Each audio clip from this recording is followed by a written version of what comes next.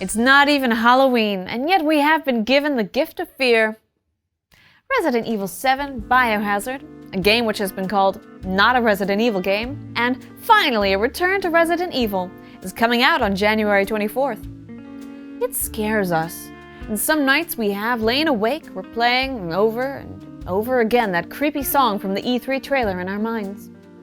Today on SEO Play, let's talk about Resident Evil 7. Is Resident Evil 7 co-op? Is Resident Evil 7 multiplayer? Is Resident Evil 7 two-player? Rejoice, my friends, for the days of being scared and alone in the dark have returned.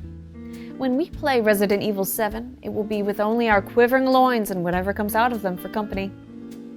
Some have said that the recent Resident Evil games are not scary because they have co-op, as if the very existence of co-op in a game forces you to enjoy it, laughing and goofing with your friends or loved ones. Well, such restrictions do not exist in this Fright game. I think that this is actually very good, because if a friend and I were hiding from Resident Evil 7's horrible grandpa and they gave me away, the actual horror would be the real-life murder that I would commit. Is Resident Evil 7 demo VR compatible?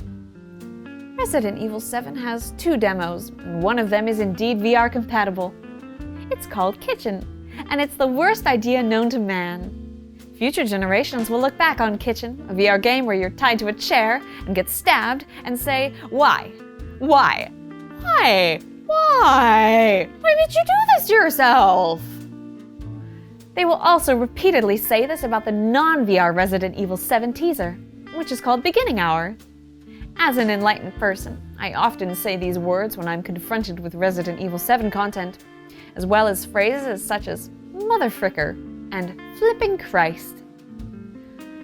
I'm not proud of this blasphemy, but here on SEO Play, we tell the truth. Is Resident Evil 7 VR? Yep. Resident Evil 7 Biohazard will be VR compatible in a way that promises to make me throw up and cry. The only thing that could improve Resident Evil 7 in VR would be some sort of Smellovision, so that you're not just seeing and experiencing your frail human body being hunted through the putrid swamps, but also smelling the rotting food and stale vegetation, and assumedly the rancid BO of your enemies. Is Resident Evil 7 out? No.